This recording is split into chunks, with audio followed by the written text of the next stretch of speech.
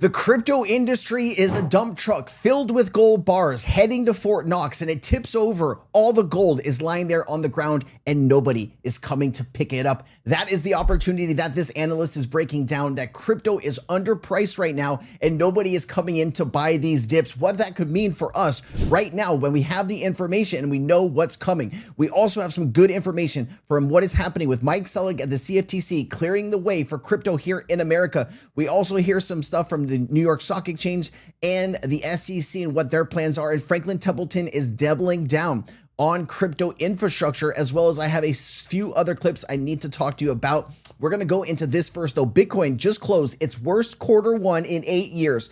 Quarter two has been historically bullish for Bitcoin. Things we can't ignore in the macro perspective this year, the Clarity Act getting closer. The SEC is shifting towards a pro-crypto stance. The New York Stock Exchange and NASDAQ are leaning into digital assets. Fannie Mae is stepping into the space. The Fed is injecting billions into the system weekly, and MasterCard is actively building crypto infrastructure. Now let's get to this clip that it was music to my ears. Let me know what you guys think about this clip. Lead blanket, but I don't have this attitude. I actually really excited.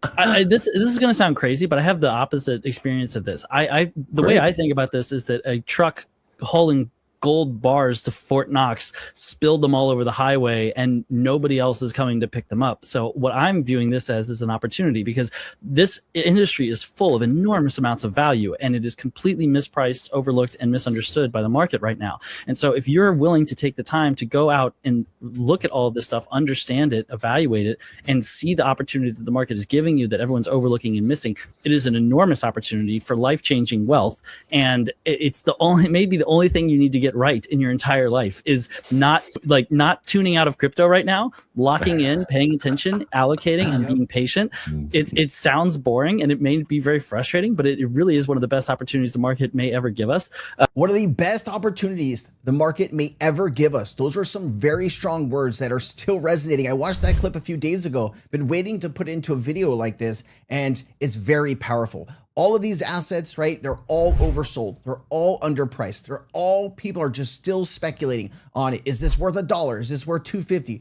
Whatever, right? We are getting to the point where these assets are going to be used inside of infrastructure for multi-trillion-dollar institutions. There is not an if these prices will go up. It is a when will these prices go up. Will we get some short-term chop here in the midterm? Absolutely. The crypto market is very, very volatile. But if you are looking 2 years, 5 years, 10 years out, where do you think the market is going to be once you get all of this value coming on chain? It is going to be life-changing for the people who stuck through it. And I'm going to be here with you getting through this together. It's an absolute honor to spend this time with you every day. Let me just say, you guys are incredible. Now, let's shift here. Mike Selig, the CFTC director, breaks down what a fully crypto integrated US would look like and how American values align with the principles of blockchain. I thought this is a perfect segue. You know, this country was founded on a lot of these principles. The idea that you have your own personal property, that you can take it where you want to take it and not be afraid of the government seizing that property. I think we need to protect that. What do you think a world where crypto is fully integrated with the US economy looks like? I think it opens up a lot of possibility and creativity within our financial space. What excites me is that, of course, we've got these permissionless blockchain networks that you can build really anything on top of. And so the design space for DeFi and on-chain systems is so broad. We've seen non-fungible tokens, we've seen digital collectibles, and we've seen,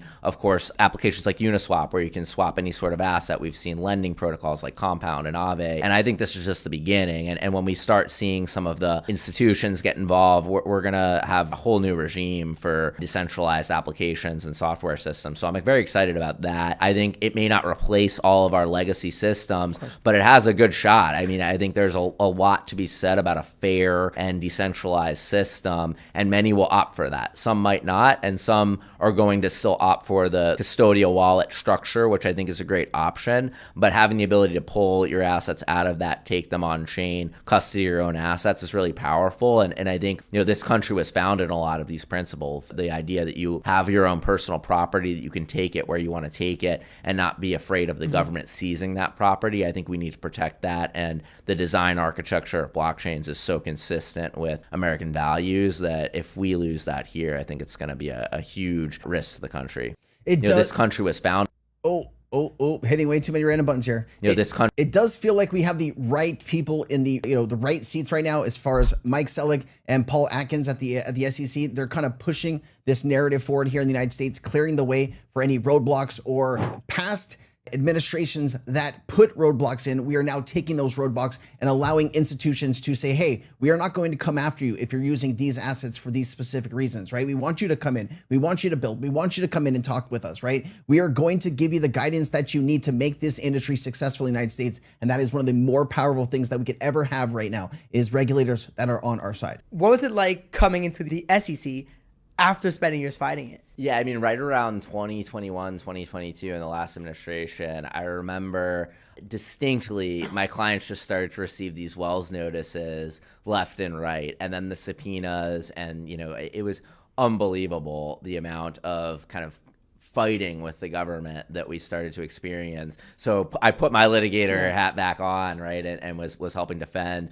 a lot of these businesses that really were trying to do the right thing. So that was an important learning to me. I mean, I spent a lot of time representing these companies in private practice. And by and large, of course, there were the frauds and the concerning businesses that really wanted to rug radio, pull the rug, right? But the notion that these were bad companies or not true innovators or creative businesses, I mean, that was completely false. What they were trying to do is build new technology here in the United States, and they were forced to go offshore to Cayman Islands. I mean, I can't tell you how many hours I spent on the phone with Cayman Islands. Same here. Law firms. Unfortunately, I mean, that was the biggest boon to the Cayman Islands since who knows when. But we had a lot of great builders here in the United States trying to develop businesses, and then they ended up spending all these creative hours in developing decentralized autonomous organizations and foundations and point systems and all of these crazy things just to deal with the ill-fit application of the securities laws. So moving into the SEC, helping set up with Commissioner Peirce, the crypto task force, my priority was to create a space where the builders could come in, talk to the government, not be afraid of getting a notice on the way out, and explain to the government what they're building, why these are great things that we should have here in the United States. And then also educating the staff on what a rule setup would look like, what the regulation should look like so that the United States can be the crypto capital of the world. And I think today it is the crypto capital of the world, thanks to the leadership of the president and Chairman Atkins of the SEC and now myself and the other agencies across the government. We want to create a setup where companies come, build here. We're not saying top down, this is how you build. We're learning from the companies and developing purpose-fit rules and regulations that work for our creators and builders. And that's really how America is going to lead and be the crypto capital of the world. It's interesting that Michael Selig was on the other side, right? He was there defending crypto projects from the government, and now he understands what was wrong with that situation, and now he's there to kind of help correct it, to make sure that we don't go back to those dark days of saying, come in and talk with us, and then going right back around and suing that person for coming in and talking with us. Really, really eye-opening there. All right, and then Mike Selig did tweet this out. In my first 100 days as CFTC chairman, I've made significant progress in expanding access to risk management tools for farmers and ranchers, rolling back outdated rules and regulations, and delivering on POTUS promise to make America the crypto capital of the world. So lots of really incredible things happening from him. Great to see. And then also here, US regulators sue states over prediction markets' rights to operate. The lawsuit is really about who gets to define the perimeter. If the federal regulators succeed, prediction markets get pulled into the same regulatory architecture as derivatives and other financial instruments. That means standardized oversight, integration into broader market infrastructure, and ultimately visibility into how capital markets are flowing through these markets. From what I understand here is that states are going after some of these prediction markets as kind of gambling websites, and the CFTC is kind of stepping in to help fight back against the states. We'll have to see how this plays out, but let me know your thoughts down below. Now, here it is. Just in, the US SEC approves listing and options of multi-crypto commodity trusts on the New York Stock Exchange. What this actually means is the SEC approved NYSE, ACRA, New York Stock Exchange, American rule changes, creating listing criteria for options on commodity-based trusts that hold multiple crypto assets.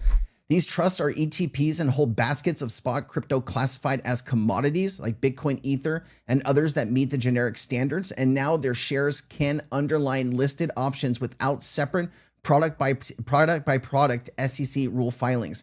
This builds on a 2025 generic listing standard for commodity-based trust shares, which has already streamlined spot crypto ETF approvals. the new step extends this framework to the options markets for multi-asset crypto trusts. And it's meaningful. It expands the toolkit for institutional hedging and speculation in regulated venues, similar to what we just saw with the removal of the position limits in Bitcoin and ETH ETFs options on the New York Stock Exchange ACRA and the New York Stock Exchange American. All right. And then here you go. This is from Franklin Templeton. Today, Franklin Templeton launched Franklin Crypto, a new dedicated institutional grade crypto investment management unit. Industry veterans like Chris Perkins and Seth Gins will co-lead Franklin Crypto alongside FTI Global, Tony Pecor, to extend our existing suite of actively managed crypto and blockchain VC investment offerings. Franklin Templeton will acquire 250 digital led by Perkins and Gins, formerly of Coin Fund. As a part of the agreement, all Coin Fund liquid cryptocurrency strategies will be acquired to broaden our crypto investment platform. The transaction is expected to incorporate tokenized registered securities within the settlement structure, making it an important step toward conducting M&A transactions on chain. So that's a big investment from Franklin Templeton, right? There's only so much infrastructure, so many companies building in the space with these products, and they're here acquiring one of them. Franklin Templeton is creating Franklin Crypto, a new institutional grade active crypto investment unit inside the firm. They're acquiring this company, basically Coin Fund. Industry vets Chris Perkins and Seth Gins will lead Franklin Crypto alongside Franklin's existing digital asset executives. Part of the deal is in consideration to use Benji tokens, making the settlement itself a tokenized on-chain M&A transaction. They move from pilot projects to full-blown crypto division, putting them in a small club of global asset managers with a dedicated institutional crypto arm. So that's a big, big deal for Franklin Templeton. Congratulations. All right, and then here we go. Everything is moving 3 to 4 standard deviations, Bitcoin sideways. What's interesting, though, is that as the dollar has gone up, Bitcoin's been tracking it higher as well. And I mean that from a kind of risk-adjusted perspective, but also, like it's been holding pretty steady within that 70 to 74, 75 kind of range. Not quite breaking that 75 we needed to, because that's kind of the critical level. But like I would say that it's interesting, to see Bitcoin becoming not necessarily a store of value again, but definitely a lot more resilient than everything else that's happening. Like everything is moving 3, 4 standard deviations, and Bitcoin's like, what's gonna track here sideways? That's not a bad place to be. I think that yes, maybe if you're holding right now, you'd be like, oh, well, I'm disappointed that it's not moving up, and we always want that direction higher. But I think that as a narrative, a lot of institutions are going to look at this and say like, crap, everything else isn't paying. Private credit's terrible. Equity's terrible. I'm losing money on gold and silver right now. Hold on. Maybe crypto is the right place to kind of park some cash for a little while. So I'm thinking that increasingly you're starting to see that this narrative can be very supportive for us. Especially now that it's a digital commodity, right? And now that all the other crypto assets are commodities, we've seen commodities do things they've never done before. Why not do that to crypto? All right, let's go. And then last clip here, prediction markets have largely destroyed altcoin cycles. I wanted to play this. Prediction markets have very little to do with Bitcoin, but have largely destroyed the altcoin cycles and certainly sucked away a ton of the liquidity from altcoins. And I think that's very clear. And I think when you combine that with the overperformance of stocks, gold, especially silver, in an environment where Bitcoin and crypto have largely underperformed and you have prediction markets, it's really a recipe for there to be minimal liquidity in the altcoin market. Yeah, this is why I'm always, telling people who are asking me, Sensei, what are you buying? I'm really sticking to assets that have ETFs, because there's a lot of money that can go into those products through the traditional stock brokerage account. A lot of these other tokens, they really don't have the communities there anymore, pushing those up, pushing the information out, tweeting about it, the FOMO about it, the development, the funds to make sure that project can progress over the next few years. I mean, a lot of this stuff is going to die eventually over the next few years, right? To few months to few years, because they just don't have everything that they need to be successful. And the bigger tokens, right? The ones that actually have the partnerships, the ones that are actually building, announcing things every day, a lot of the money from the crypto market is going to go into those top coins and projects. And when we make that switch, you want to be fully prepared, in my personal opinion. All right, guys, I'll leave it there. Thank you so much. If you got value, please hit like. Let me know what you think about all this below. I'm Crypto Sensei. Aloha.